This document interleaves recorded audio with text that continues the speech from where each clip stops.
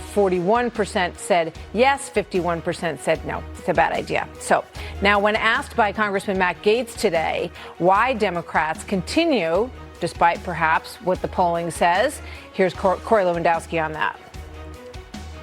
You know, Congressman, I think they hate this president more than they love their country.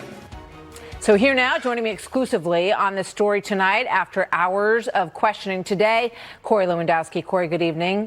Good to see you tonight. You've had a busy day. How did you think it went?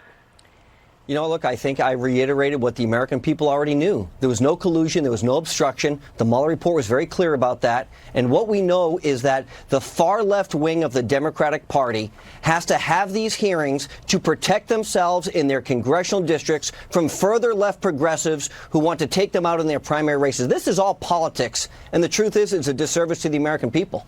Why did you decide to go? Did you feel that the subpoena was, that you had to because of the subpoena? I've always said I will come and answer questions. I've spent more than 20, maybe 25 hours answering questions before the House Intelligence Committee, the Senate Intelligence Committee, the Special Counsel's Office. I have nothing to hide because we never committed any crimes at the campaign. We never colluded with anyone, which is exactly what the Mueller report says. So I was happy to go, but then they decided to issue me a subpoena. And then last week they changed the rules of the House so that not only members of Congress could ask me questions, but consultants to the committee who were brought in just for the impeachment proceeding could then start asking questions. It's a very unfair process. All right. Jackie Spear was on CNN today, and she believes that because of your appearance today, you should be fined. Watch this. If I were Mr. Nadler right now, I would be slapping Mr. Lewandowski with an inherent contempt order and calling him in front of the House of Representatives and fining him. What do you say to that? I've never, look, maybe that's happened before. I've never heard of somebody being fined after going in front of Congress. Hey, why don't you go and bring Jim Comey back, who we know has perjured himself in front of Congress? Why don't you take the opportunity and have a testimony with Michael Horowitz, who wrote the Inspector General's report? Why don't you fix the problem of illegal immigration, which is, killing Americans because they're coming across the border illegally? These are actually the obligations of the House Judiciary Committee.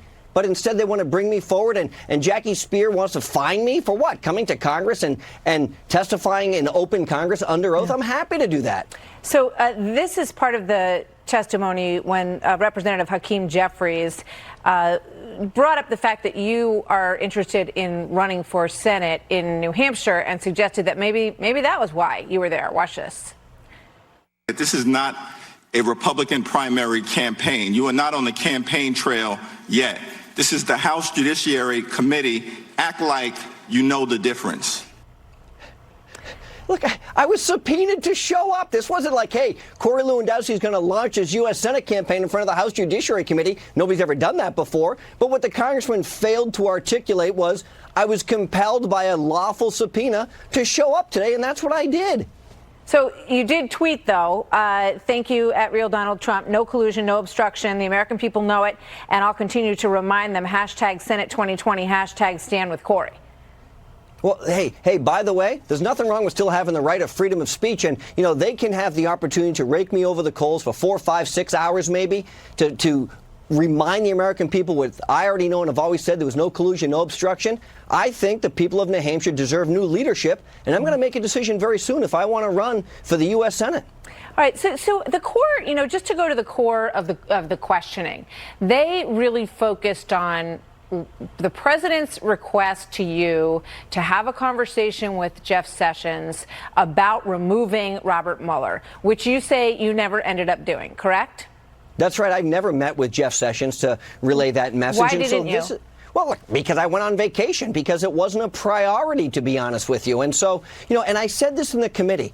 The president asked me to go have a conversation with Jeff Sessions, is basically what's in the Mueller report. I testified to the fact that I believe that to be accurate, and then I just never did it. And so they want to talk about what may have transpired had I spoken to Jeff Sessions.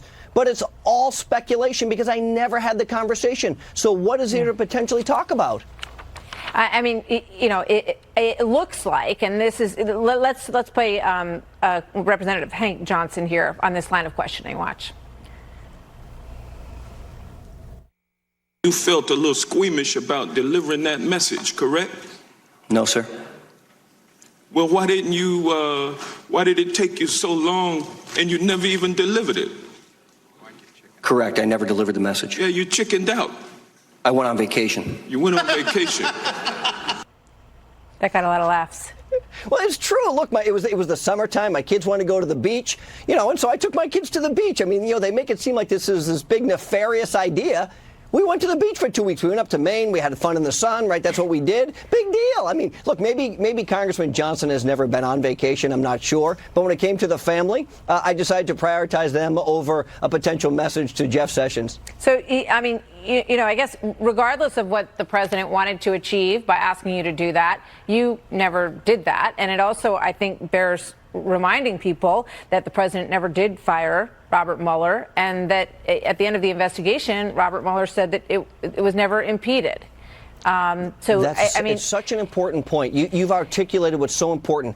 Mueller had free reign all the way through his investigation to conduct it in any way he wanted. Neither the acting attorney general, the deputy attorney general, or the current attorney general attempted to impede the Mueller investigation in any way. And Bob Mueller testified to that. And that's a very important point. When you look at this, you step back. You're a former campaign manager for the Trump campaign. Look at the political optics, as we like to say, of all of this. How do you think their pursuit of this plays for them with the American people politically? And how do you think it plays for President Trump that this is still being pursued? Well, the American people don't want this. Your polling data just showed that. And what we do know is if the Democrats in Congress and the majority of the House of Representatives had enough votes to impeach the president, they would have already done that. But it's only 1/3 of their caucus that's supporting this, which is basically the same amount of the American people who support this. 65% of the American people know what I already know. The president didn't commit any crimes, didn't collude with any foreign entities, and didn't try and stop the Mueller investigation. So if he's guilty of something, it's of putting America first. And if that's the case, then he's absolutely guilty as charged. Yeah, I mean, there's also a report this week that shows that the FBI's communications have been, interfered with over the last several years in a really shocking way. And I can't help but think what kind of time and effort, if it had gone into that angle of this investigation, might have, sort of actually brought more fruit in terms of keeping the country safe. But we'll see. Corey, thank you very much. Good to see you here tonight. Thank you. Corey Lewandowski. So my next guest was very much front and center and very